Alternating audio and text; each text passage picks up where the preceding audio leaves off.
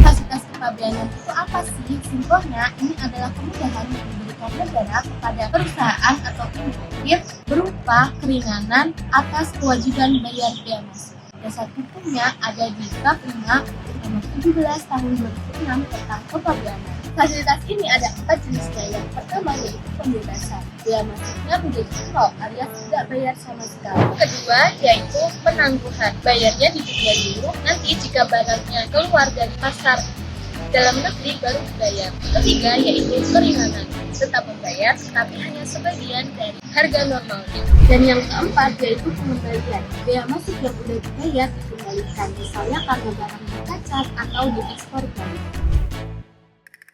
Jawabannya adalah DJBC. DJBC ini punya dua fungsi utama nih. Yang pertama yaitu third facilitator dan yang kedua yaitu sebagai industrial assistant. Salah satu contoh penerapan kata dari fasilitas ini yaitu kawasan berikat yang diatur di PP nomor 85 tahun 2015. Kawasan berikat ini dianggap sebagai zona khusus. Jadi secara fisik berada di Indonesia tetapi statusnya itu berada di luar daerah pabean. Apabila barang impor itu masuk ke sana, maka bisa langsung diolah tanpa perlu mengenal dulu bea masuk, PPN, PPNBM maupun PPh pasal 21. Bea masuk baru dibayar kalau barangnya itu dijual ke pasar dalam negeri. Kalau ekspor bebas sama sekali. Aku bakal jelasin soal tempat penimbunan berikat. Ada dua jenis yang penting nih. Yang pertama, gudang berikat. Di sini kita bisa menyimpan barang impor dan juga disertai oleh kegiatan sederhana seperti sortir, pengasulang, dan juga pemotongan. Jenis yang kedua itu PLB atau pusat logistik berikat. Ini lebih fleksibel karena bisa menimbun barang dari luar maupun dari dalam negeri. Bedanya sama kawasan berikat apa ya? Kalau kawasan berikat itu fokusnya ke produksi dan juga pengolahan. Sedangkan gudang berikat dan juga PLB itu fokusnya kepada penyimpanan dan juga distribusi. Nah, sekarang kita bahas soal KITE atau kemudahan impor tujuan ekspor yang dibahas di PMK nomor 149 tahun 2022. Nah, KITE ada dua jenis nih. Yang pertama, KITE pembebasan. Sebuah perusahaan yang sudah memiliki status ini bisa mengimpor bahan baku dengan bebas bea masuk, bebas PPN, dan juga bebas PPNBM. Asal bahan itu diolah kemudian diekspor kembali. Yang kedua itu adalah KITE pengembalian. Sebuah perusahaan yang belum memiliki status KITE pembebasan bisa melakukan impor dengan tetap membayar bea masuk. Tapi saat produk sudah diolah kemudian diekspor, perusahaan bisa melakukan pengembalian atau restitusi. Mungkin perusahaan industri yang kedua adalah bidang manufaktur, kemudian memiliki sistem IT inventory yang tidak bisa diakses oleh DJBC dan juga memiliki orientasi ekspor. Nah, selanjutnya adalah BMDTP atau bea masuk. Tapi pemerintah BMDTP mereka tetap membayar bea masuk, tapi dibayar oleh pemerintah melalui alokasi dana APBN. Nah, siapa saja yang bisa dapat kategori BMDTP? Mereka adalah industri-industri tertentu yang dianggap strategis dan juga direkomendasikan oleh Kementerian Perindustrian. Lanjut ke bahasan selanjutnya yaitu mengenai MITA, EIO, sama kawasan ekonomi khusus. Yang pertama ada MITA atau Mitra Utama Kepabeanan. Ini diatur dalam PMK nomor 128 tahun 2023. Keuntungan perusahaan dengan status MITA yaitu mereka bisa menikmati jalur hijau, yang artinya barang impor mereka tidak perlu melakukan pemeriksaan fisik secara rutin, prosesnya menjadi lebih cepat, dan biaya logistiknya tentu bisa menjadi lebih ditekan. Yang pertama, track record kepatuhan kepabeanan yang baik. Yang kedua, tidak adanya tunggakan bea masuk.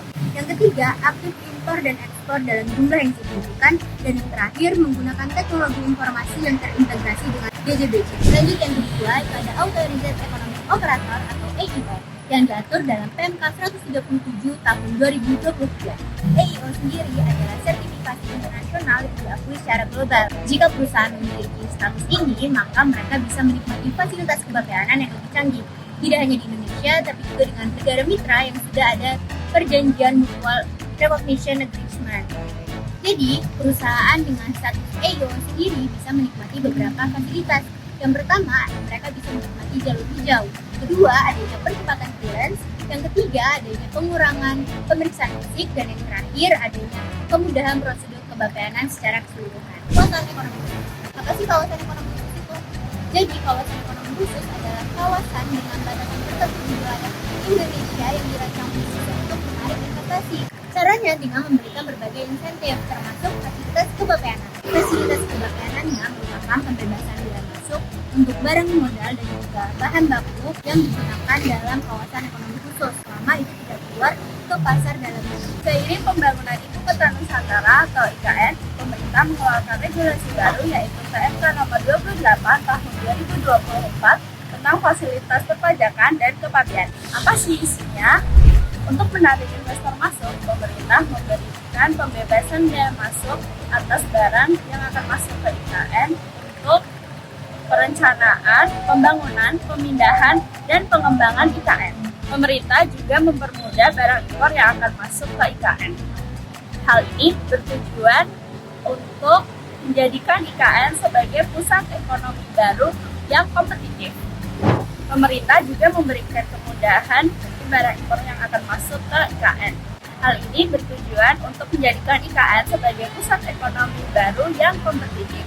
Karena jika investor banyak masuk, maka pembangunan akan semakin cepat berjalan. Sekarang kita masuk ke sistem digitalisasinya, yaitu SINSW atau Sistem Indonesian Nation Single Window. Adalah platform digital yang mengintegrasikan semua hal yang berkaitan dengan ekspor dan impor seperti surat kepabeanan, izin karantina, izin kepelabuhan, dan lain sebagainya. Manfaatnya terasa banget untuk pengusaha karena mereka nggak perlu bolak-balik ke instansi, semua bisa diurus secara online.